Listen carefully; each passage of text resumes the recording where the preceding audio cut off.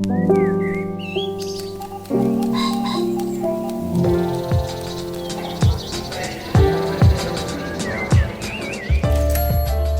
I'm Dana Stevens, and this is the Slate Culture Gabfest. Is The Office spinoff good cringe or bad cringe edition?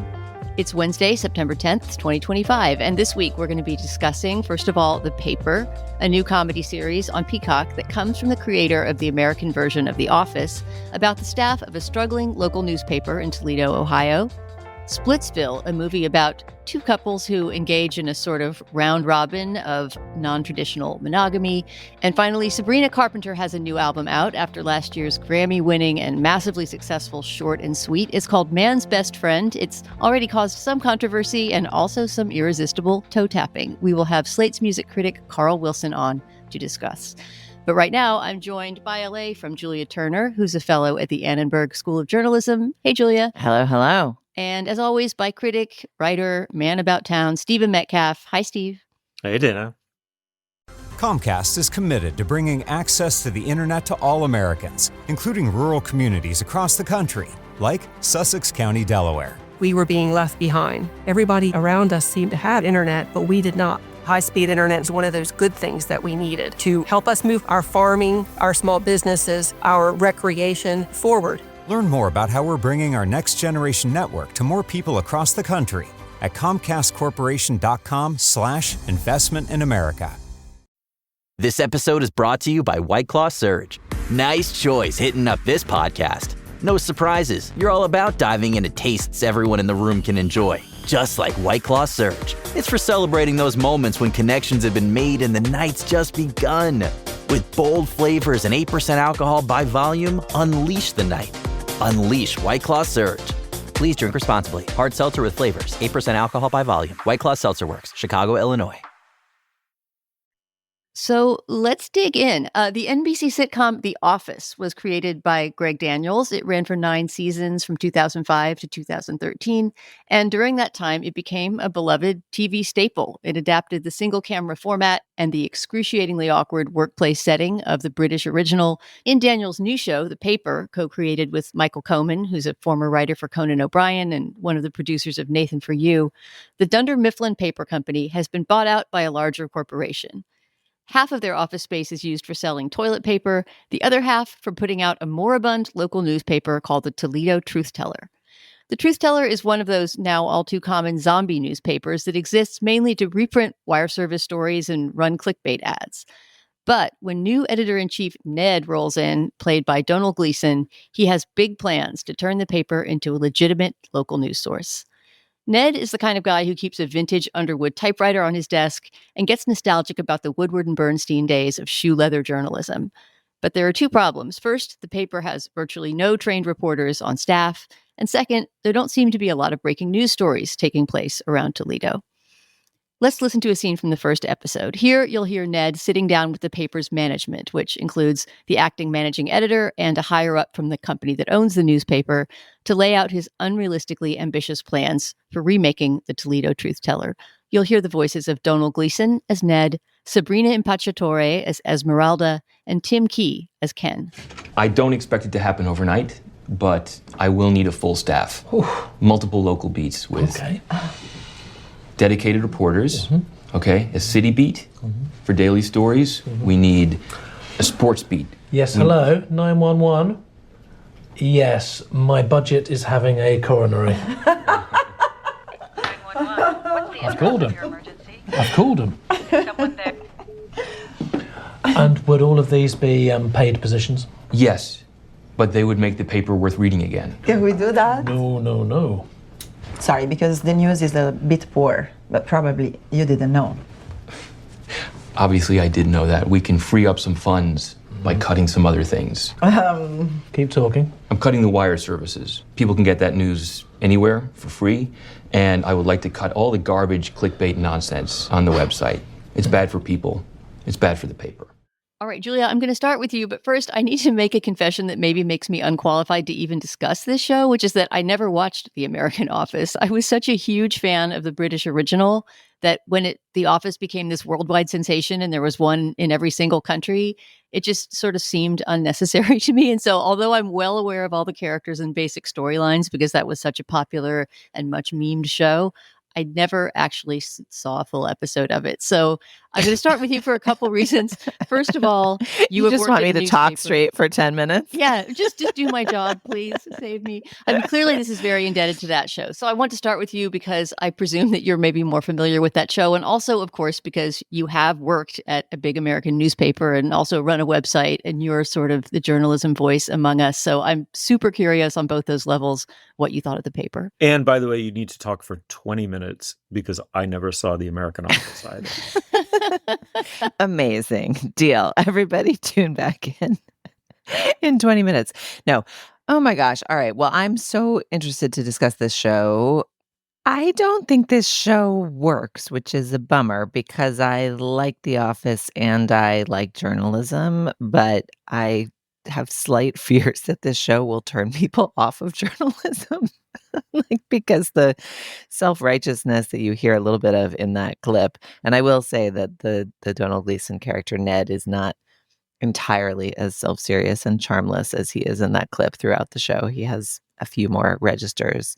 The secret of The American Office, or not the secret, the conceit was the company that they're working at is pointless and about to go obsolete, right? They are selling paper in an increasingly digital age. Even at the height of paper, selling paper seems like a boring job, sounds like a boring job, is not a glamorous job, does not have a deep sense of mission and purpose. You are like an industrial cog in the paper selling business. And one of the kind of quiet dramas and strengths of The Office was that despite that, the sort of futility and pointlessness of the workplace, nonetheless, the workplace is where you spend a ton of your hours and develop a bunch of relationships that maybe aren't the relationships you would have chosen, but nevertheless have emotional character and texture and cause you to hurt or change or grow or grimace or laugh or whatever. You know, have to go to weird parties at the behest of your psychotic boss. And the whole souffle kind of collapses when you have that same tone of like, here's a bunch of misfits who have to put up with each other. Let's be a fly on the wall and see what happens. When the thing at the center that they're doing matters, or maybe that's my journalism lens and people actually don't think journalism matters and journalism just is the paper company of today. But you know, the other show that is called to mind is Parks and Rec, where it's a similar office of scruffy misfits, but actually the thing that they're trying to do is make government work, right? And that is a thing that, you know, they're sort of cogs in a bureaucracy. It's the Parks Department. It's maybe not the most glamorous part of government, but the kind of zeal and idealism of the Leslie Knope character ends up working on that show. And a couple of reviews noted that that show took a full season or season and a half to figure out what its deal is. And this show has already been renewed for a second season. So, you know, some of the like muscles and bones here feel like they have some strength and resilience. And I could imagine this show coming to work. But I'm dying to know what you guys made of it. On first watch for me, I sort of felt like, I'm not sure this all comes together. Did the show also make you feel, or did you make a different sound in response? Yours has a slight gag reflex to it. It's not maybe the dominant note, but there's a little bit of a recoil if I'm interpreting your guttural sound correctly. And mine was more, it was closer to the tongue and embouchure. It was more like, meh, you know, Right. like it's That's where people tune in for us to use noises rather than words, I think. I'm glad we're going this direction. Well, it's very, I first of all, it feels much more to me like a sequel to Parks and Rec than The Office, even though the template is so obviously just almost like a one-for-one in some respects from The Office. It is about nobility and, nobility crashing upon the shores of banality and pettiness over and over and over again. And that could be an interesting recipe. My read of the attitude of the show towards journalism is that actually, as with civil service or whatever public service in Parks and Rec, it's like it is a noble thing that deserves saving, but is probably doomed. And maybe there's some nobility in just going down with that ship in some way. And in The Office, you had this central focal point for the cringe and distaste of the universe, right? Which is the Carell character based on the Ricky Gervais character. Here, that seems distributed between 2 or 3 characters, with Esmeralda as who's the enemy. She has the job as an editor as by virtue of having won a reality TV show. She's meant to be the stand-in for all of the utter shallowness, that pervades public life now as a consequence of reality TV and the interview. And she does a lot of cringy things. And she's also vicious and undermining. I just find her performance like way overly broad, and the show is unfunny when she's on the screen. And then there's the wonderful British comedian Tim Key, who I know from Taskmaster, incredibly funny, but he's also a kind of cringe figure. And then Gleason is both heroic and cringy. It's like the mixes don't quite resolve themselves in a clarified enough way. But that's it. I mean, there are these tiny little grace notes that I found genuinely funny and clever, and they're very gentle. And actually, it's the gentleness and the smallness of the best moments that made them wonderful. And they often come and go without a lot of signposting, which made me love them that much more. It ended up feeling for me much more like an elegy for the sitcom form than for newspapers in some sense. Like, this show could be pretty good, but it's on Peacock, so it's already somewhat sequestered. The networks that gave us Parks and Rec and The Office no longer have the presence that they used to in the attention economy. And it sort of felt as though the show itself has an aura of doom, in part because of the nature of entertainment 10 years on. The mockumentary format, which we haven't talked about yet, right? Which drove The Office as well, and which I feel like is now kind of omnipresent. Like, we're just imagining documentary crews following around individual ordinary people in every possible scenario because it's an excuse to make this kind of show. I think the mockumentary format is part of what makes this show feel not fresh. And that, to me, it just takes me out of the story each time. There's so many Jims who are giving deadpan glances to the camera when other people say absurd things that's become a worn out joke.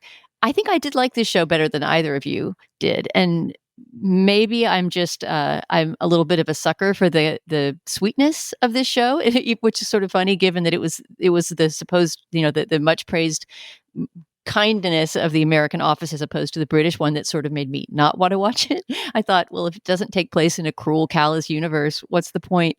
But the kind of sweet workplace relationships in this show started to grow on me after about 5 or 6 episodes. I'm about a little more than halfway into the first season now, and I'm kind of hooked on whether the various workplace romances that are sizzling in the background are going to happen or not, and whether or not, in fact, Ned, the Donald Gleason character, is going to turn the paper around. I guess I liked this show's communitarian aspect. The part of it that I sort of enjoyed was them trying to find stories for the paper in the very dull surroundings of Toledo, Ohio, and Ned's sort of unshakable, very Leslie Knope-like confidence that there are stories out there. There's stories worth reporting. And so they're doing things like, going to a mattress store to see whether their deal that they'll give you the lowest price in town on any mattress is really true or not. And uncovering these very small corruption stories that are pretty low stakes, but that are still actual events happening in the community around them rather than something that they're,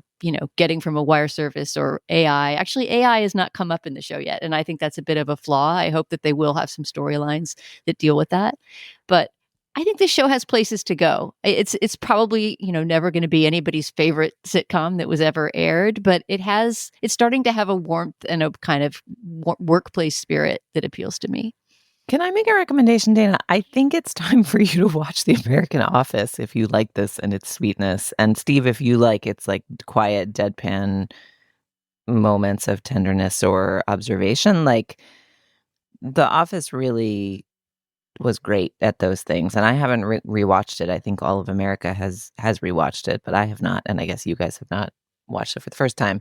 But like, the bones there are good. The sort of caring about these characters, the characters being sort of in a minor key a little bit in terms of their own hopes and dreams, and also in terms of just the bigness of their lives. Like there's kind of a small resignedness to them that is unusual. Usually what TV puts on for you is like, Kerry Washington can fix all the president's problems and she looks great doing it, and like just the norminess of The Office is recapitulated here in a good way. And I like The Office and Parks and Recreation were huge hits in the last 5 years of rewatching, right? Like, I actually think this show will succeed in some way. I don't quite know all of the ways that a Peacock show can succeed, but I agree that it has some good bones, and I feel like it might figure itself out. I think even the Sabrina Impacciatore character, and we saw her on the Sicily season of The White Lotus as a very different character, the kind of repressed and domineering boss type. I think even she settles a little bit into more of a real person over time. So I kind of think there's enough here that it might figure itself out. And look, maybe part of what's making me cringe is that journalism is a self-righteous profession. Like, it is a profession that combines humility and service with a like smug pride in that service, with kind of an insistence that it's not, it's an anti-glamour profession. But of course it is somewhat. It can have a swagger and purpose to it. And so maybe some of the darts just came a little close to home for me as someone who also thinks journalism should survive. I will say some of the observations about the particular mechanics of journalism at this moment are precise enough. It's like good enough for government work. That what the Toledo Truth Teller has turned into, what the costs are of trying to make it a place that can really cover local news, shifting things from national focus to local focus. I think there's enough here that I bet this grows and blooms into a stronger show than I found it to be. And possibly my cringe is just my own cringe at the situation of journalism and the occasional self-righteousness of journalists. To that note, I would also say that I like the Ned character, the very, how would you describe him? The self-mythologizing, right? But also genuinely inspired, ambitious editor of the paper. Yeah, and I've seen a lot of reviews saying, well, the show can't decide whether he's supposed to be a cringe character that you dislike because he's kind of a nepotism hire and, has this wealthy boy background, or if he's somebody who you should genuinely root for. And I kind of find it both. And I like the fact that he can be so flawed and in some ways a weak person, but somebody who's still unifying the newsroom. I think he's kind of fun. And Donald Gleason's just good in the role. One more thing I'll say is I really love the opening credits. And I think that probably, I suspect that they echo the tone of the American Office credits, which if I've ever seen them, I don't remember. But I also loved the opening and closing credits of the British Office. There's just a certain melancholy tone that they take on, and the entire image, all of the images in the opening credits here are of people using newsprint for things besides reading, like training their dogs on it, wrapping their fish in it, wearing paper boat hats. And it's a very sweet little tribute to old school print journalism. All right. Well, the show is The Paper. It's streaming on Peacock. You can watch all 10 episodes of the first season now. I'm probably going to finish it. I'm up to episode 7 now. Take a look. And if you like it, dislike it, have something to say, drop us a line at culturefest@slate.com.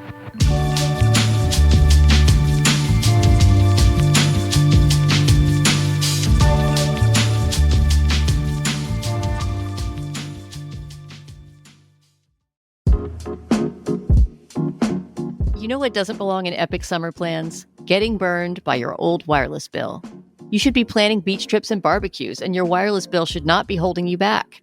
That's why you should switch to Mint Mobile. Mint Mobile was not my provider before, but they were kind enough to give me a few months of a trial run so I could test out their service, and I have to say, I may stick with them. Mint Mobile is very well priced for the service they offer, and I've had a really good experience with them so far. So, like Ryan Reynolds, I may be sticking with them for good. All their plans come with high-speed data and unlimited talk and text delivered on the nation's largest 5G network. This year, skip breaking a sweat and breaking the bank. Get this new customer offer and your 3-month unlimited wireless plan for just $15 a month at mintmobile.com/culture. That's mintmobile.com/culture. Upfront payment of $45 required, equivalent to $15 per month. Limited time new customer offer for first 3 months only. Speeds may slow above 35 GB on unlimited plan. Taxes and fees extra. See Mint Mobile for details.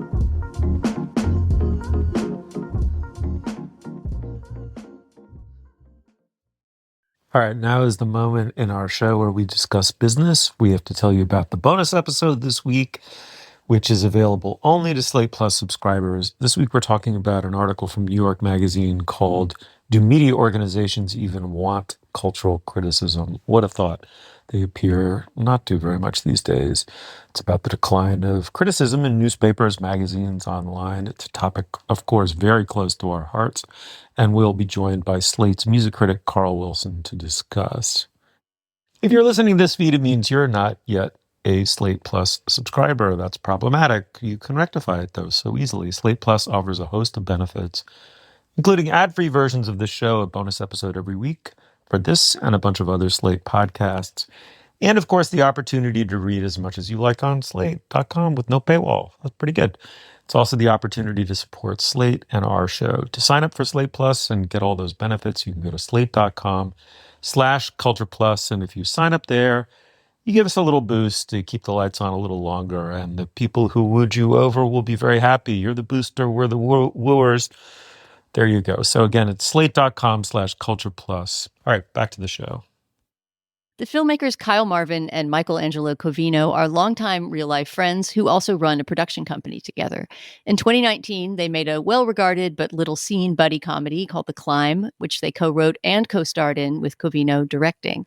Now, using the same division of labor, co-writing, co-starring with Covino at the helm, they followed up that movie with a second collaboration, Splitsville.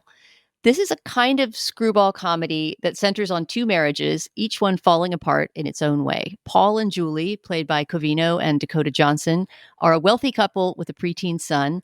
They've decided they're so secure in their relationship that they'll open up their marriage to other casual partners. Meanwhile, their friends Carrie and Ashley, played by Kyle Marvin and Adria Arjona, are having problems of their own. After just 14 months of marriage, Ashley has decided she wants out. But, inspired by his best friend's experiment in non-traditional monogamy, Carrie proposes that Ashley feel free to take on all the lovers she wants, which turns out to be a lot of lovers, while they continue to share an apartment. The resulting movie is a round robin of infidelity that's straight out of, I don't know, maybe Eric Romer? Something European, but with a screwball and a slapstick twist. Let's listen to a scene from early in the movie. In this scene, Paul and Julie break it to Carrie for the first time that they are experimenting with an open marriage. You will hear the voices of Angelo Covino as Paul, Kyle Marvin as Carrie, and Dakota Johnson as Julie. We are not monogamous. He can do what he wants, and I don't want to know about it. Unless I do want to know about it, in which case I would ask, and he would tell me everything. Yeah, it's not like we're dating other people. It's not polyamory. We're not reinventing the wheel. I don't have another family with like another fish tank. This is blowing my mind. We're just realistic, you know? We love each other, and that love is physical and emotional and spiritual, and the emotional and the spiritual are more important. So we're a little bit more flexible with the physical. You're very flexible with the physical. I do Pilates. Okay, hold on a second. Whose idea was this? Both of ours. Okay. You're telling me that if she goes out, finds someone, and they hit it off, and then they decide to go do some doggy style in the back of a pickup truck in a parking lot somewhere, you can handle that? That is really romantic. All right, Steve, I'm going over to you this time. You love a comedy of remarriage. I know that we've talked about this before. You're a Howard Hawks guy, right? You're a sort of an old school screwball guy.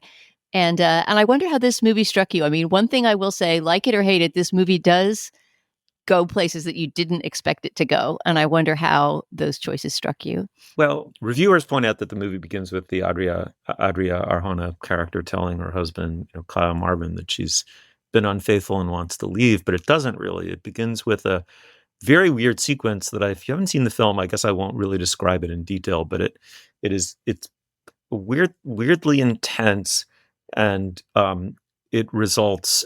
I mean, I can't evade saying it results in a corpse, and that moment almost completely alienated me. I didn't really fully understand its place in the film, and then the movie tries to win you back with this montage of the husband exiting the car in which he's been told that his wife wants the marriage to be over, and going the rest of the way to the friend's house on foot, which takes him 2 hours.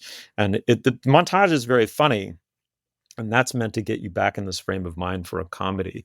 And then there's a extended fight sequence, which I also won't spoil, but that's critical to the film. That's wild and sort of slapstick, and in its way, kind of funny. And all of it's filmed with real virtuosity. There are several very highly self-consciously cinematic comedic set pieces, one involving a sequence of lovers who all converge on one place. And conceptually, they were all funny, and they were all in their own way brilliantly executed. And so I found myself chuckling a lot in the film and admiring it while not understanding why I didn't like it. And in some ways, I kept coming back to that very first and somewhat shocking scene and thinking, everything is present in this movie, right? 4 appealing performers, a very smart in its way script, a real deftness with the camera and blocking. And there's there's an idea too. There's actually quite a sophisticated idea, which is that for me, this movie is about a mistaken definition of freedom.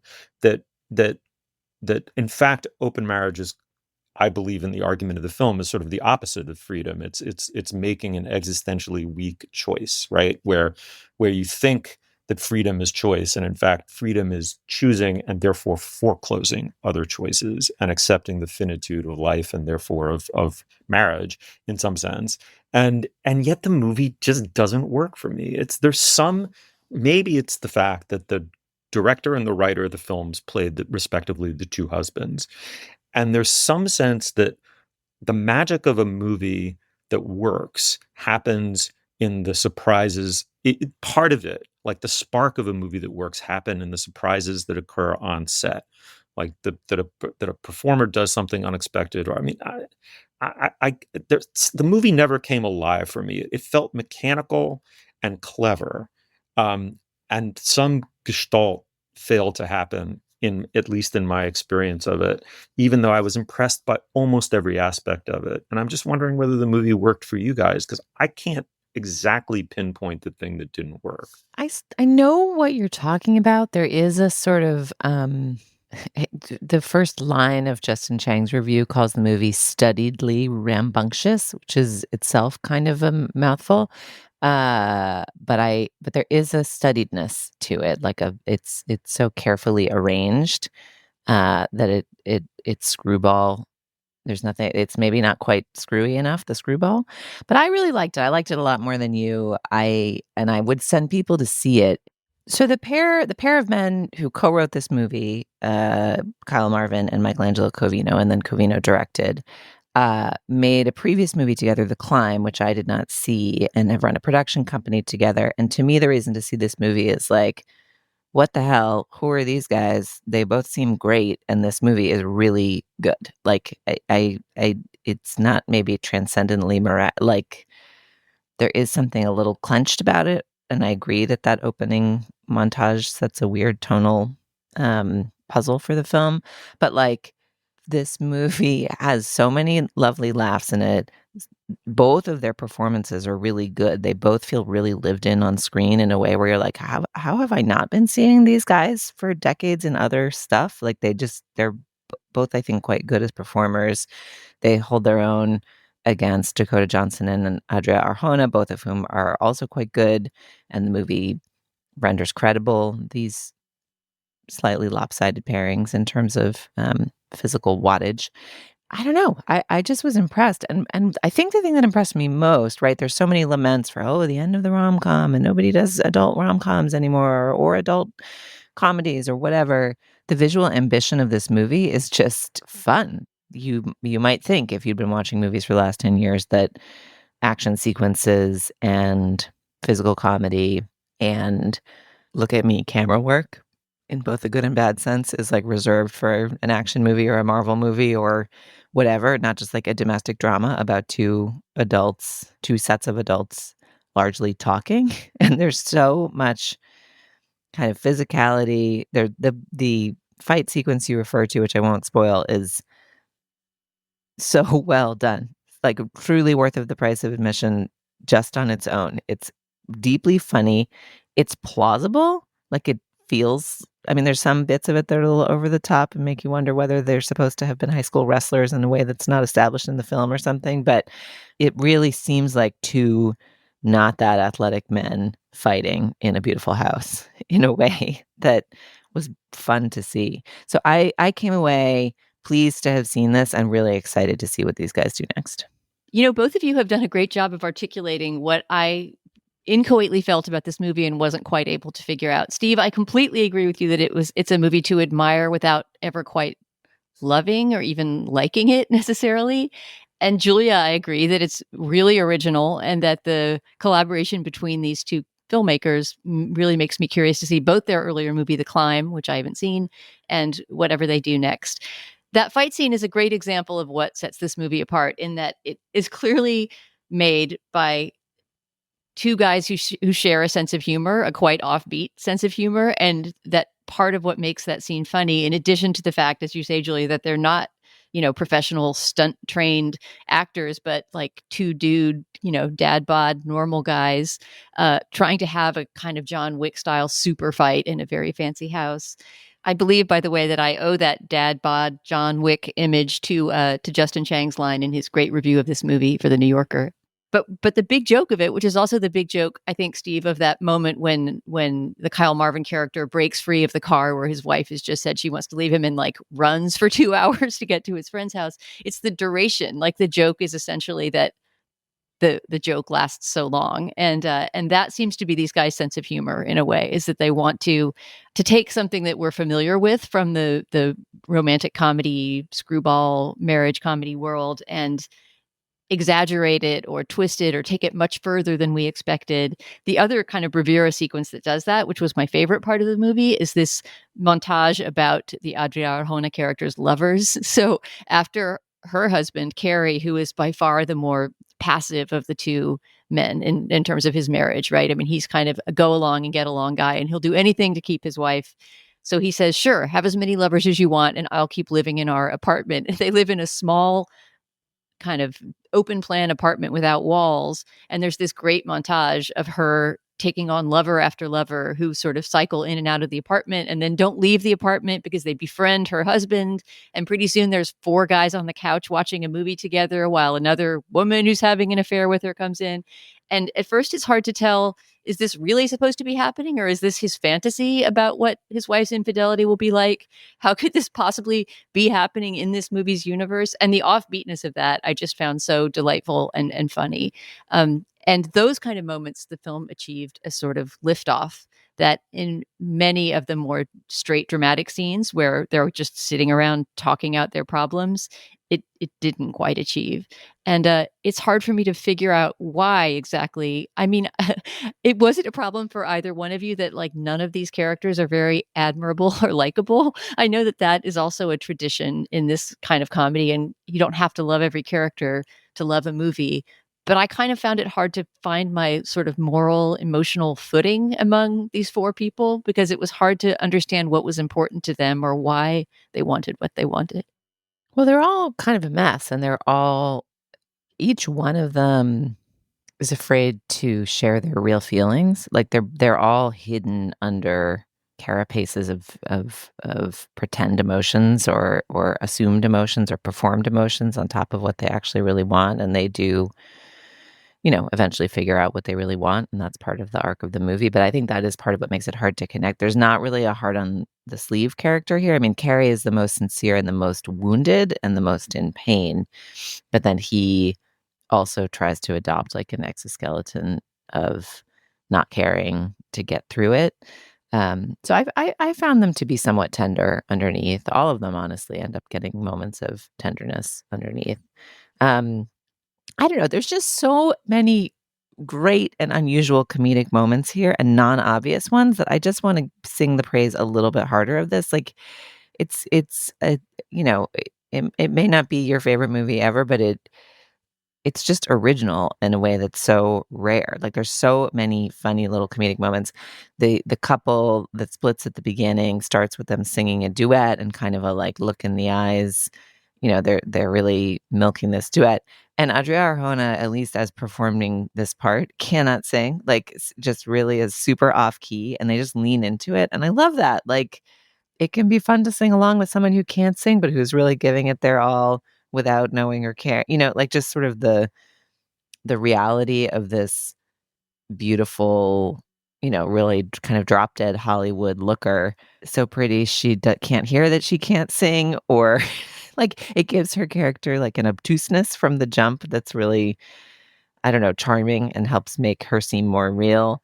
There's a moment in the middle of the fight where suddenly the son's goldfish are in peril and all fighting ceases while the men sort of prance around trying to save these goldfish. And I love that both as a moment, as a comedic scene, I couldn't stop laughing, and also as a metaphor for like when couples are fighting and they have kids, you know, like when the marriage is in peril, but the kid is there. It's like that's like, well, we literally can't stop having this stupid fight with each other until we realize that the kid's going to murder us if we kill his fish. So we have to like have a truce. There's an immediate truce to save the fish, and just the emotional logic behind that scene where it's going from like all out war to like mincing around trying to not cut your feet on the broken glass, like getting the fish to safety. It's just, I don't know. There's so many moments like that. And sometimes they're hew closer to reality, and sometimes they have a little bit of a magical extremity to them. I think this is a really good, really interesting, really original movie. Yeah, Julia, I want to emphasize, I think I'm only just on the far side of the line, on the opposite side from you. It didn't ultimately work for me. But I often felt if I hadn't been sitting in an empty movie theater upstate, but was instead in Brooklyn surrounded by a bunch of people at the Nighthawk drinking beer and laughing their asses off, I might have, you know, slipstreamed into that and found it more transporting. I was never transported. That was really the problem. I was in my head the whole time because they were very in their head making it. And I don't know that there didn't seem to be a process of onset surprise that, or at least the illusion of onset surprise that makes movies come alive. And that left me a little cold, but there's nothing not to admire. That's for sure. I also saw it in a theater with 3 people in it and found myself thinking, I bet this would be fun in a full theater. Yeah, I also saw it with very few people, just on a weekday afternoon. It's not really a sort of yuck it up, laugh out loud kind of movie. It's a strange mixture of almost cerebral in its construction, but then very slapstick in its execution, right? It's funny to see a movie that really relies on physical comedy a lot more than many comedies do these days, and yet doesn't have a looseness or lightness to it, really. Anyway, as you can see, it's a movie that leaves you feeling ambivalent, interested, intrigued. I think I would say, like Julia, that especially if you're interested in sort of the state of the romantic comedy, you should see it. All right, the title is Splitsville. It's playing in theaters now, no doubt coming to streaming sometime in the near future.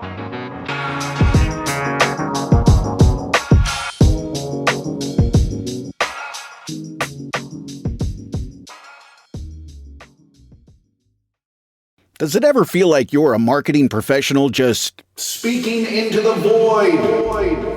But with LinkedIn ads, you can know you're reaching the right decision makers, a network of 130 million of them, in fact. You can even target buyers by job title, industry, company, seniority, skills, and did I say job title? See how you can avoid the void and reach the right buyers with LinkedIn ads. Spend $250 on your first campaign and get a free $250 credit for the next one. Get started at linkedin.com/campaign. Terms and conditions apply.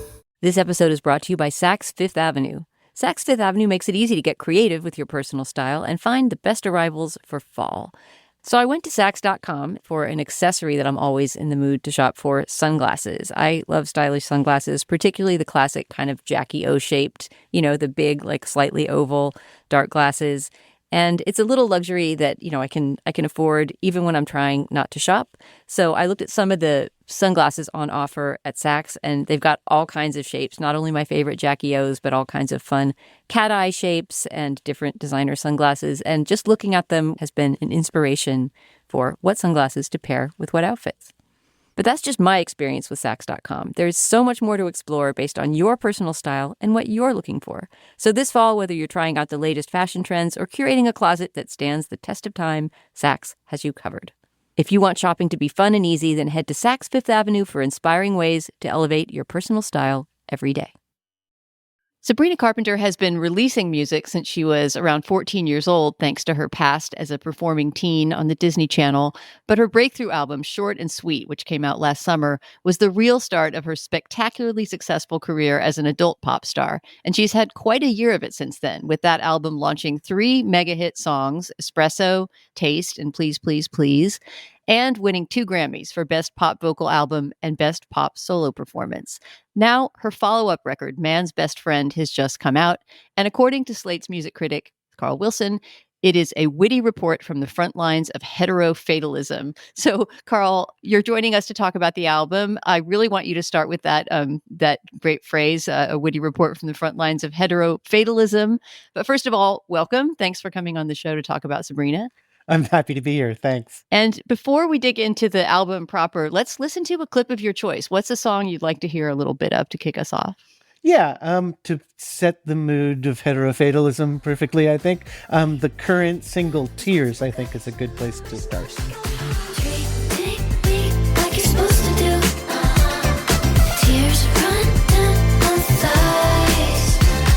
A little respect for women can get you very, very far.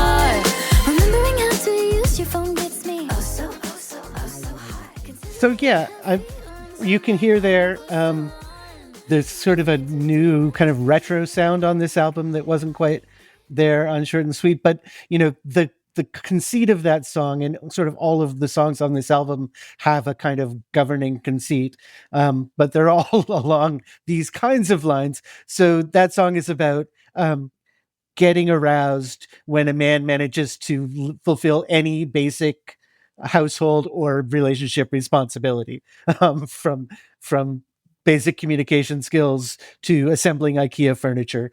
And then that's all addressed in Sabrina Carpenter's signature sexually winky and sometimes explicit ways.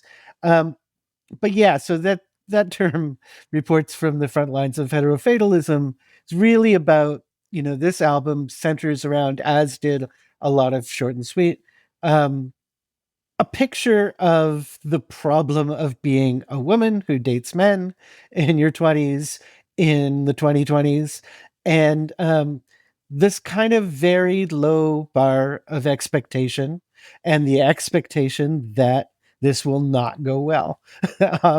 And this album examines that situation from all kinds of angles, with this kind of cheeky and double entendre laden, sometimes very single entendre laden style, which kind of puts Sabrina Carpenter in the position of kind of an old style comedienne, the blonde bombshell who's secretly cynical, secretly witty, secretly smart under the surface, and you can date that all the way back to sort of Mae West through Marilyn Monroe. I mentioned Dolly Parton in my piece, Lonnie Anderson in her role as the secretary on WKRP who secretly ran the whole radio station.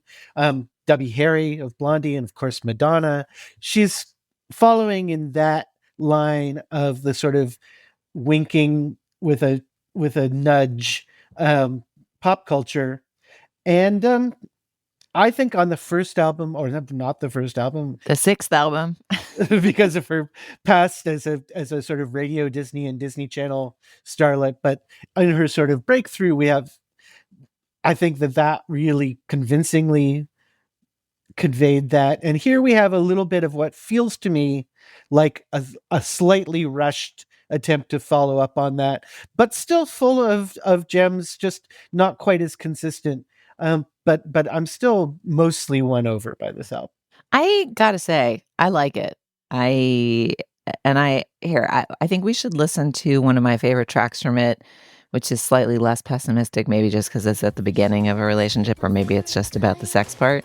But let's listen to a bit of House Tour. Do you want the house tour? I could take you to the first, second, third floor. And I promise none of this is a metaphor. I just want you to come inside. Baby, what's mine is now yours. This song is like very funny. It's very catchy. It's very arch. Like I've been trying to figure out like what is it in her music that characterizes it. And I feel like there's two pieces, one of which is she's like bemused and she holds her feelings at arm's length. Like, and I don't know how we pronounce Ms. Swift's name on the show at this point, whether we have to like blank out the vowels or something. But, she's also capable of kind of a costumey song or an arch song or a conceptual song. But there's always the feeling that the emotions that are being articulated are like deeply held and deeply felt, even if the mode is more of a kind of ironic or conceptual or has some wit to it, all of which Swift is capable of as well. Here, there's like all the songs feel like they're conceits, and then they feel like they're articulating an emotion that itself might be several emotions removed from whoever the real person is under Sabrina Carpenter, or the Disney star who put out 5 forgettable albums before becoming this iteration of herself. But the other quality that I want to hear about in the music, Carl, is like, I also feel like the pop songs she's making are doing sort of crate diving of the last 40 years of pop with a really good ear. Like that House Tour song to me sounds like Prince a little bit. It's like there's a couple Prince songs that it's evoking. I'm forgetting exactly which song in the album. There's like a odd melodic thing she's doing in one of the songs that sounds a lot like the beginning of Love Fool by the Cardigans, but it's like just different enough that it's not quite a copy, but there's like a dissonant thing, and that she's talked about how much she loves ABBA. So I don't know if the Cardigans also count as relevant Scandinavian pop reference, but like, so yeah, I feel like there's a lot of like very smartly selected references that are reviving things that were interesting in recent pop that are kind of underexploited, basically, in modern pop. And we even talked about this with Espresso. There was a smart Slate piece about how Espresso was reviving like a particular strain of 80s R&B that was, so obscure nobody ever even named it or something. But like, I'm curious whether you hear some of that referentiality as well, Carl, and what you make of it. Like, has she just chosen the right collaborators? Does she have a really good ear? Like, what's happening there? Or am I wrong about that take? I mean, her collaborators are really important, I think. You were talking about Taylor Swift and Jack Antonoff, who's maybe best known as Taylor Swift's main producing collaborator of the past decade or so, worked on this album and her previous album. And also the songwriter Amy Allen, who's known for her kind of witty and slightly left field kind of choices, is an important collaborator. So I think they all are bringing references to it. But actually, if you watch this week, there was, if you're familiar with Nardwuar the Human Serviette, from Vancouver, Sabrina did her interview with Nardwuar this week, and they're hanging out in a record store and going through references, and it's all about that. It's all about the sort of vintage music that she loves. She talks about, her mother giving her a love of Patsy Cline early on, and she talks about the Xanadu soundtrack, which I actually think you can really hear some Olivia Newton-John on this album. And so she really does have all of those kinds of musical reference points. She's just been sort of a music brat her whole life, and that comes in really charming ways. There's that on Tears. There's kind of a disco Donna Summer kind of feel, but then on a song like Sugar Talking, you've kind of got a almost sort of light between Olivia Newton-John and Shania Twain kind of pop country style. And on the song Nobody's Son, there's kind of a Tide is High Blondie feel. Yes, There's all a kinds little of bit of reference like points 80s going on. Caribbean appropriation. Yeah, totally. Yeah. And so I think, and that's kind of if you're looking for a progress between the last album and this one, I think that there's a much more pronounced self-consciousness of this. And then the album ends with the song Goodbye, which is just a straight up ABBA tribute. There's like every ABBA trope that you can possibly think of. Like after the first line, she goes, "Uh-huh." You've got the voulez-vous thing, and there's like sort of Fernando style, like faux Latin rhythms. It's all of that kind of thing. And yeah, there's really sort of musophile side of her shows up here. Yeah, Carl, I'm glad you shouted out that ABBA reference because I think that's my favorite song on the album. And I was a little sad it was at the end because I was thinking like, I get this album conceptually, but it's not quite hooking me. And then I got super hooked just as it was coming to an end. So I need to restart it from the beginning. I mean, the good thing is it's only 10 songs, so it's not super onerous to go back to the beginning. Word. I really did appreciate that this was just 10 songs, an hour and 40 minutes long or something like that? Yeah, about 42, 43 minutes, something like that. Right. Yeah, it's sort of a classic length album in that sense, and almost every song is 3 minutes to the second. So I appreciated that concision. Yeah, I think she's very savvy about all of these things. The problem that I see, and I feel it a bit about this album, is that persona can kind of overwhelm everything. And this sort of sex joke conception of the ideas of each of these songs can get a little wearing with repetition. And you kind of want her to be able to express more emotional range. There are songs that kind of nudge it on here, but you never really get like just a contemplative song that slows down and hits a whole other mood. And I think, that's a sign of maybe being a little too nervous to step outside the persona that's been so successful the past couple of years. On the other hand, I think she's having a lot of fun with it, and there's time. I think what she has shown is both musically and as a kind of wit and conceptual artist, she has staying power and she has a lot of resources to draw on. So, she's 26. There's not, we don't have to hurry for her to sort of expand and express every side of herself. But yeah, I think if there's one thing that I would say, it's like, I could really use a ballad somewhere around here, Well, that just would require the sincerity that's like not her deal at the moment. Right. Yeah. There's the question of how to pull that off. Yeah. Steve, what about you? We haven't heard from you yet, and I get the impression that Sabrina Carpenter is not a favorite of yours, although I can't remember when we've talked about her in the past, whether you had any comment or not. I know I first heard about her because Julia mentioned Espresso on the show right before it hit big, and I think I have a more neutral sense of like, she seems appealing. But what about you? How did this new album strike you? I think it didn't really is the is the problem. I mean, I've developed a sort of tolerance for this kind of music over the years and even admiration for some of it. But to me, this sort of studied emptiness at the heart of it and the persona building and the elusiveness to, certain kinds of, feminist icons, it doesn't add up to the music being melodic, catchy. I mean, the craft is astonishing. The range of elusiveness is impressive. The persona construction is highly elaborated. So I'm impressed by the ability to elaborate a theory of why this is good music, but it strikes me as purely theoretical at some level. It doesn't work for me as music, but that's me, and I'm sure that just means I'm a fossil or an idiot. All right, Carl, can you change Steve's mind? Can you throw to the most Metcalfian moment you can think of on the album, Man's Best Friend? I think that, we should respect Steve's boundaries and also celebrate your liking of this song. So I think that probably the best way for Sabrina Carpenter and Steve to address each other is with Goodbye. Sayonara, adios.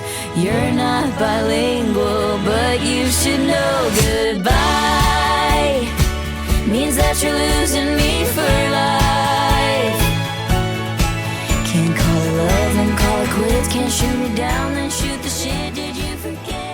All right, well, the album is Man's Best Friend, Sabrina Carpenter. It's out there for the hearing if you want to take a listen. Carl, I know you're sticking around for Plus, which I'm very happy about. Will you also share your endorsement with us this week? I would be more than happy.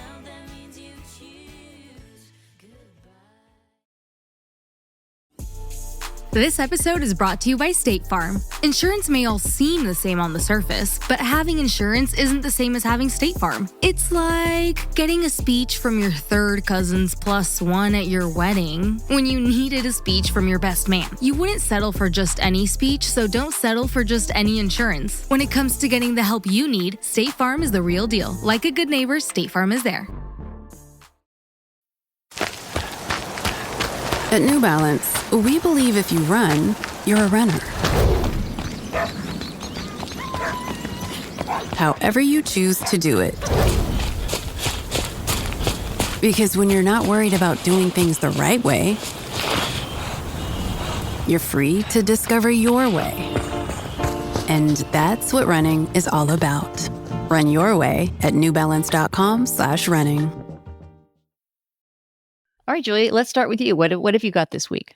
All right, I'm going to endorse something that's so me, it's going to sound like I invented it, but I didn't. It's real. It is a board game called Hues and Cues, which presents you with a gigantic playing board that maybe has 500 colors on it in various hues, ranging from vermilion to periwinkle.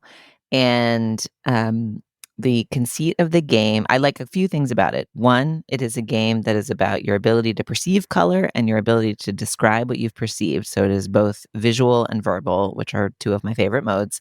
And then the other thing I like about it, which makes it great as a family game, is that it is cooperative rather than competitive. So on each turn, you draw a card. It gives you one of the colors. You have to describe the color on the board with one word, and then all of your counterparts can like place a little game piece on the color that they think you're describing with one word, and then you get to give them a 2-word description, and it goes the players go around the other way and put their things down, and then you put a little 3x3 grid with the actual color you've been trying to describe in the center, and then your partners get points based on like how close they are to the correct color, and you get points based on how well they guess. So like you're trying to get them to get it.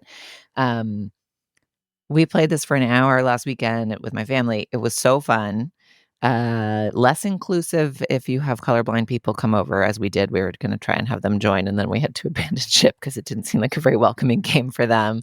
I had a very satisfying moment where I got a particular kind of brickish, orangish, but mid-range red, and my one word was Chiefs. And my son, who's obsessed with sports, got the exact correct color based on that cue.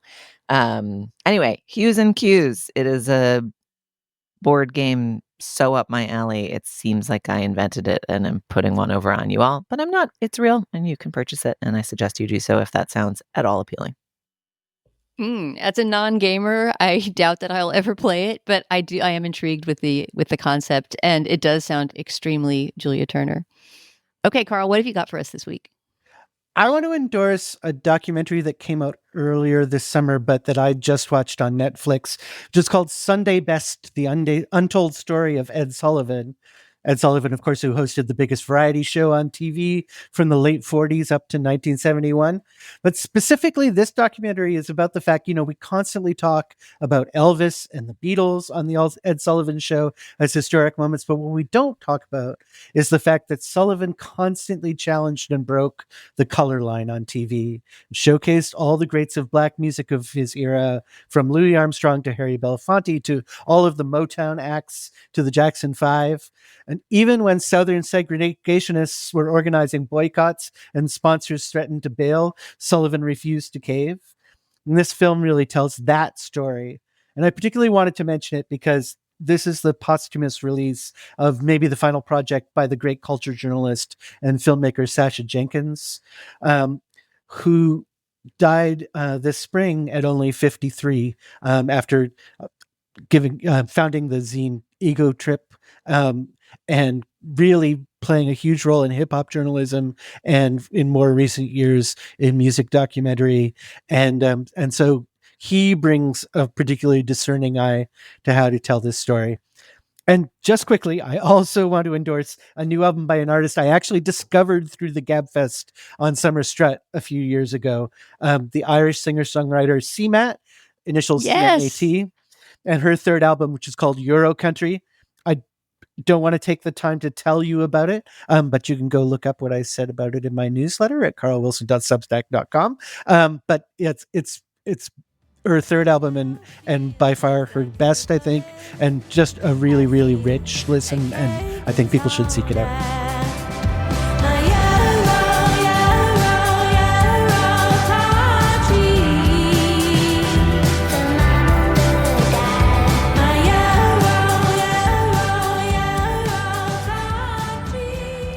Carl, I just have to say, I read your newsletter, but I haven't read that one yet. I can't wait to read you on it. I also discovered CMAT through Summer Strut, I believe, and absolutely love her, and actually saw her in concert with my daughter when she was touring with her first album. She is just sensational and she's incredible live. Yeah.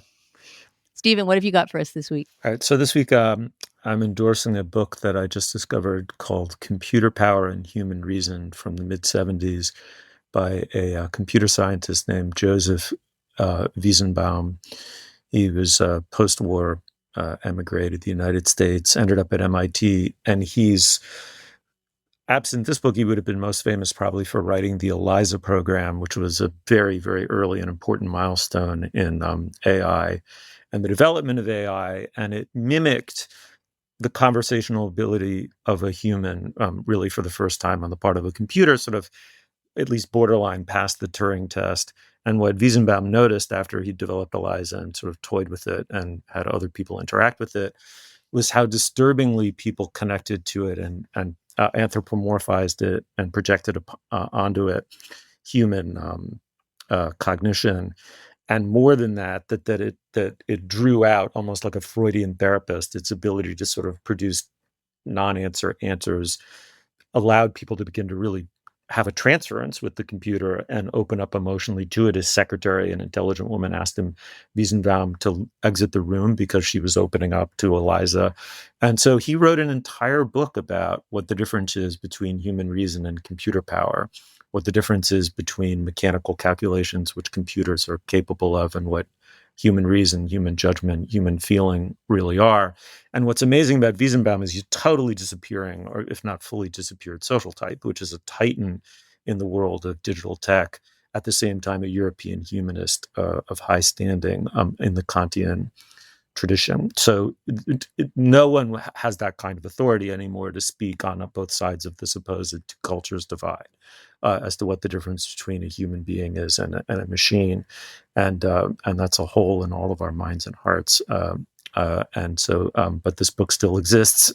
There's also there's a good documentary which I only watched like 3 minutes of because I only discovered it right before the show, in which Wiesenbaum is interviewed at length, as is his main intellectual antagonist, Ray Kurzweil, who's the believes completely in the idea that human and he's a post-humanist pseudo prophet. But anyway, so it's called Computer Power and Human Reason by Joseph Wiesenbaum. Wow, very, very timely for a book of that age. Amazing. I'm gonna plug it into Anthropic and have it read it for me and tell me what's good. Yeah, break it down to bullet points. All right, my endorsement this week, I'll make it quick because we had 4 of us, so this has been a lot of endorsing, but I have a musical endorsement of a piece that I actually heard performed live unexpectedly. I was at a sort of modern classical concert with a bunch of different groups, and I believe it was organized around the Grammys in some way. Like they're all people who are either nominated for Grammys or have won Grammys. I don't remember. But one of the groups was called the Neve Trio. It was a violin, a cello, and a piano. And they played this fantastic Astor Piazzolla composition called Otoño Porteño, which means Autumn in Buenos Aires, by Astor Piazzolla.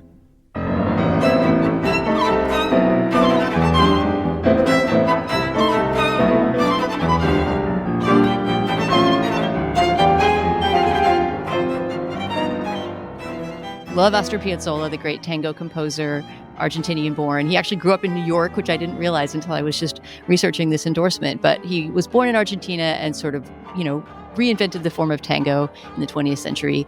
And he had these compositions about the seasons in Buenos Aires. There's one for each season, sort of Vivaldi style. So this is the autumn one. And the way the Neve Trio performed it, which from other performances of it I've been looking at since, nobody else has done, begins with this wonderful plucked violin sound that sounds sort of scratchy. And they said before they started playing it, if you hear this sort of non-musical sound at the beginning, it's because we're trying to imitate on the violin the sound of cicadas, the screeching of cicadas in Buenos Aires. So it starts off that way. Anyway, it's a really inventive interpretation of this piece, which it can be played on all kinds of instruments. Was originally played on that accordion style, tango instrument, the bandoneon. But it sounds so great with this trio, and it's such an inventive interpretation of such a great composition. So Otoño Porteño, Autumn in Buenos Aires by the Neve Trio. It's on YouTube with a very kooky music video. We'll link to that on the show page.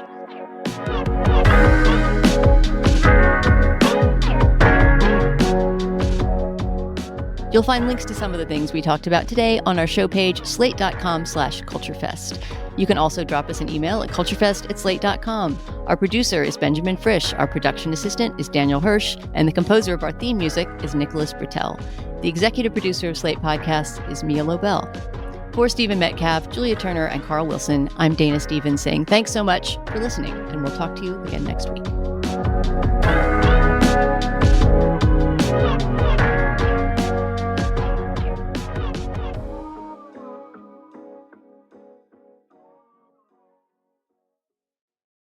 This episode is brought to you by Saks Fifth Avenue. Saks Fifth Avenue makes it easy to get creative with your personal style and find the best arrivals for fall. So I went to Saks.com for an accessory that I'm always in the mood to shop for, sunglasses. I love stylish sunglasses, particularly the classic kind of Jackie O-shaped, the big, slightly oval, dark glasses. And it's a little luxury that, I can afford even when I'm trying not to shop. So I looked at some of the sunglasses on offer at Saks, and they've got all kinds of shapes, not only my favorite Jackie O's, but all kinds of fun cat eye shapes and different designer sunglasses. And just looking at them has been an inspiration for what sunglasses to pair with what outfits. But that's just my experience with Saks.com. There's so much more to explore based on your personal style and what you're looking for. So this fall, whether you're trying out the latest fashion trends or curating a closet that stands the test of time, Saks has you covered. If you want shopping to be fun and easy, then head to Saks Fifth Avenue for inspiring ways to elevate your personal style every day. For a limited time at McDonald's, get a Big Mac Extra Value Meal for $8. That means 2 all-beef patties, special sauce, lettuce, cheese, pickles, onions on a sesame seed bun, and medium fries, and a drink. We may need to change that jingle. Prices and participation may vary.